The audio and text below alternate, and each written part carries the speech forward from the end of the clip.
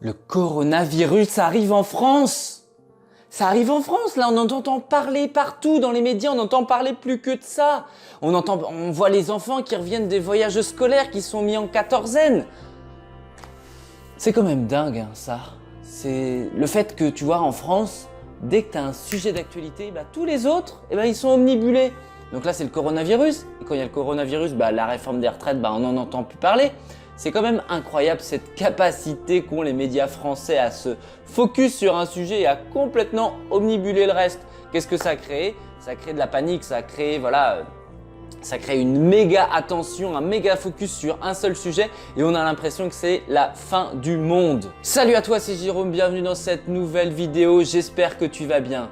Dans cette nouvelle vidéo, j'aimerais te parler un petit peu du coronavirus et voilà, le fait que ça débarque en France, le fait que ça se développe de plus en plus et quelles sont les opportunités à voir. Alors avant toute chose, je t'invite à t'abonner à la chaîne, tu cliques sur le petit bouton qu'il y a juste dans l'angle et tu actives la petite cloche de notification pour recevoir mes prochaines vidéos en exclusivité. Cette chaîne traite notamment de la quête de la liberté financière. Je vais te parler du coup de motivation, de mindset, d'intelligence financière. Voilà, le fait de bien gérer ses finances personnelles. Je vais te parler entrepreneuriat, immobilier, bref, je vais balayer un petit peu toutes les thématiques qui me tiennent à cœur et sur lesquelles j'ai développé une expertise. Donc voilà, abonne-toi en cliquant sur le petit bouton. On passe maintenant au sujet du jour. Alors, le coronavirus arrive en France. Bon, on voit ça, hein, que de plus en plus ça se développe, qu'il y a de plus en plus de personnes contaminées. Et d'une manière générale, voilà, le monde entier est de plus en plus touché avec ce virus, ce coronavirus. Alors, quel est l'impact du coup sur l'économie mondiale? Parce que forcément, il faut quand même réaliser qu'une épidémie, potentiellement une pandémie comme ça touche l'économie à l'échelle mondiale. Donc qu'est-ce qui se passe? C'est que déjà en Chine, tu vas avoir pas mal de confinements, tu as des fermetures d'entreprises, tu as plein de voyages qui sont annulés. Donc du coup, tu as des gros systèmes d'économie qui sont bloqués. Par exemple, en Chine, tu as des villes clairement qui sont fermées, qui sont confinées. Les portes des villes sont closes, hein, clairement. On circule pas trop, déjà que la Chine c'est pas le pays le plus démocratique du monde, mais voilà, là les gens sont vraiment confinés dans leur ville. T'as par exemple l'exemple également en Chine, Disney qui est présent dans deux villes, je crois que t'en as une à Shanghai et l'autre je sais plus trop où, qui ont fermé clairement leurs portes, plus de touristes, nada. Donc tu vois bien que l'impact économique que ça a sur le domaine du tourisme. De la même façon, les vols, tu as de nombreux vols qui sont annulés, que ce soit en direction de la Chine ou plus récemment vers l'Italie, parce que l'Italie c'est un nouveau foyer de coronavirus. Donc qu'est-ce qui va se passer également dans le domaine de la consommation? Forcément tu as une perte au niveau de ça va perturber forcément la distribution. Donc je regardais l'autre jour en Chine justement la distribution des fruits et légumes qui justement vu que c'est impacté, les fruits et légumes, le prix flambe clairement. Tu as de nombreuses enseignes également telles que Apple, tu avais Starbucks également, tu avais KFC et je reprends l'exemple de Starbucks qui a plus de 4000 points de vente en Chine qui justement fermés, on ferme les portes.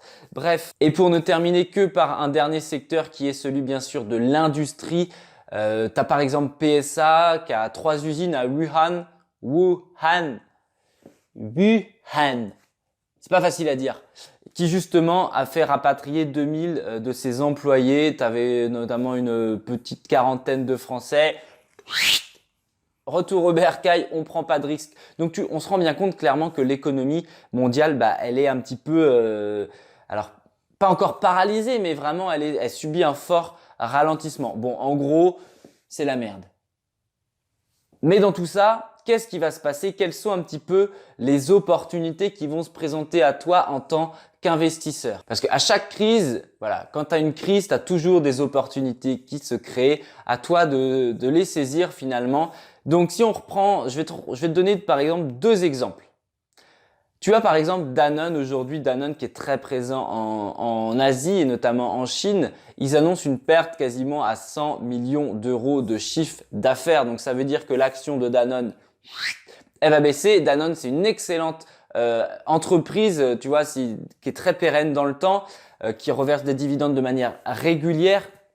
Donc l'action de Danone, forcément, elle va baisser. Donc qu'est-ce qu'il faut faire en tant qu'investisseur? Quand un investisseur rentable, un investisseur sur le long terme, qu'est-ce qu'il fait? C'est qu'il achète au plus bas. Donc par exemple, Danone, je t'invite fortement à consulter le cours de l'action, mais tu vas pouvoir observer qu'il a baissé et qui justement, ça peut être une opportunité pour toi d'investir. C'est la même chose avec le groupe international Diageo, je sais pas trop comment ça se dit, qui va comprendre par exemple les vodkas Smirnoff, certaines marques de whisky, la marque Guinness également. Ah, Guinness, en tant qu'amateur de bière, tu es obligé de connaître Guinness. Voilà, pareil, ils annoncent une perte de chiffre d'affaires entre 140 et 200 millions d'euros. C'est juste énorme. Mais encore une fois, cette perte-là, ça peut signifier pour toi le moment d'acheter une action. Ce que j'ai fait ensuite pour me renseigner sur le sujet, c'est que je me suis rendu sur le site de Morningstar. Morningstar, c'est dur à dire. Morningstar, l'émission qui réveille tes voisins. Bon, ça c'était l'émission de Michael Youn. Mais il existe un site internet en fait qui s'appelle Morningstar. Je ne sais pas si tu le connais, si tu fais un peu de bourse, tu le connaîtras certainement. Voilà, oui, je me suis dit forcément Morningstar, ils vont parler de l'incidence du coronavirus sur les investissements. Et ce que j'ai fait du coup, c'est que j'ai tiré un article et j'ai fluorisé des petits passages que je vais te lire qui me semblent importants. Donc voilà, je vais te lire tout ça et puis j'espère que ça va. Tu peux consulter l'article également. Il a été écrit au 6 février 2020 et je vais te parler un petit peu des conséquences et je vais te parler des points essentiels de cet article, par exemple sur les incidences sur l'investissement. Donc la première partie, c'est quelles sont les conséquences pour les portefeuilles que nous possédons. Alors les points essentiels, grosso modo, le résumé de tout ça, c'est quoi? C'est que l'investissement à long terme, je ne sais pas quelle est ta stratégie, mais moi je suis quelqu'un qui va investir vraiment sur des positions long terme. Je suis pas dans du trading ou quoi que ce soit, je suis plus un petit peu value investing quoi finalement. Donc l'investissement long terme gagne la plupart du temps du coup à ignorer les tendances économiques à court terme. Nous enjoignons donc les investisseurs à rester concentrés sur ce qui importe vraiment. Donc voilà, grosso modo, ça veut dire quoi? Ça veut dire qu'il faut pas céder à la panique. C'est pas parce que l'économie chute que c'est le moment de vendre. Bien au contraire, si tu fais comme ça, tu fais comme la majorité des gens et la majorité des gens, ils font pas bien.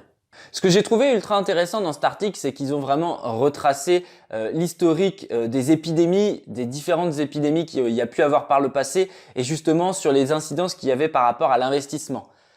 D'une manière générale, on peut pas anticiper l'avenir, c'est ce qu'ils disent. Il est toutefois important de reconnaître que nous tentons d'anticiper l'avenir, ce qui consiste un exercice intellectuel risqué. On peut pas savoir vraiment ce qui va se passer, on peut juste observer ce qui s'est passé par le passé. Donc une manière de prévenir à des prévisions plus précises est de se baser sur des taux de base. À quelle fréquence est-ce qu'on voit l'apparition d'une maladie se transformer en épidémie? Quel impact les épidémies produisent-elles sur les économies de marché? Donc en fait, ils ont mis un petit schéma, une illustration que je vais te mettre juste ici, qui donne une idée justement des taux de base, en l'occurrence l'évolution de la performance des marchés à la suite d'épidémies majeures. Donc les investisseurs, ils ont tendance à réagir aux épidémies, mais l'évolution dans le temps, elle est positive. Ce qu'il faut voir, donc comme le montre l'illustration, ce qu'il faut voir, donc justement, ce qu'on peut retirer de cette illustration, c'est que les marchés ne mettent généralement pas plus de 6 mois à se remettre. Voilà, à se remettre de ces épidémies, à se rétablir de ces épidémies. Au début, on peut se dire que ce sentiment un petit peu de peur est à l'origine de perte. L'impact économique est dans la durée inférieur à ce que les investisseurs pouvaient craindre au départ. Une autre manière d'améliorer l'établissement de prévisions est de rester humble, sachant notamment que certains éléments nous demeureront inconnus. On ne peut jamais vraiment savoir comment une épidémie va évoluer. Est-ce que les chercheurs vont trouver un remède de manière rapide ou non? Est-ce que va y avoir beaucoup de transmission de ce virus, beaucoup de mortalité? Voilà, on ne peut pas le prédire. Et ils disent bien que mais personne n'est en mesure de prédire comment des facteurs inconnus pourraient influer sur la transmission de telle ou telle maladie. Bon, voilà. À cela s'ajoute la peur qui peut s'emparer des marchés et qui peut faire tout chuter. Donc qu'est-ce qu'ils en disent dans cet article? Ils en disent finalement qu'ils partent du principe que l'épidémie actuelle suivra une trajectoire semblable à celle des autres épidémies récentes. ce qui conduit à penser que les investisseurs n'ont pas de raison de s'alarmer. Voilà, donc la conclusion de l'article, en résumé, c'est en définitive, nous surveillons de près la situation et ne prenons pas de mesures particulières. Ça, c'est important de le noter, ne pas prendre de mesures hâtives à ce stade-là de l'épidémie. Notons que si l'état de fait venait à évoluer, nous serions amenés à changer d'avis. Donc, ce que je t'invite à faire, c'est de consulter régulièrement ce site Morningstar dans ce premier temps. Voilà, de rester un petit peu sur tes positions comme dans les films. Gardez vos positions, tu vois, dans plein de films de guerre, t'as le capitaine qui ordonne à justement ses soldats de garder ses positions. Et ben là, c'est un petit peu pareil. À ce stade-là de contamination, d'évolution finalement de cette épidémie, garde tes positions et attends un petit peu de voir comment ça évolue. Après, rien ne t'empêche déjà de réinvestir un petit peu dans des actions qui ont baissé, qui ont déjà été impactées, tu vois. Je t'ai cité par exemple Danone et le groupe Diageo, voilà le groupe de spiritueux. Donc si cette vidéo t'a plu, n'hésite pas à me le dire dans les commentaires juste en dessous. Tu me laisses également un like pour me dire ce que tu en as pensé.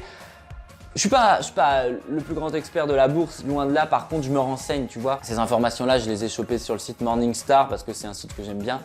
T'en as plein d'autres. Et voilà, dis-moi un petit peu, partage dans les commentaires où est-ce que tu vas chercher tes sources, où est-ce que tu vas chercher un petit peu tes informations au niveau de la bourse. Pour terminer cette vidéo, j'ai mis en place une liste. J'ai mis en place Switch. Switch, c'est quoi? C'est ma liste d'emails privés dans lesquels je vais te partager toutes mes connaissances en termes notamment d'intelligence financière et de stratégie de placement.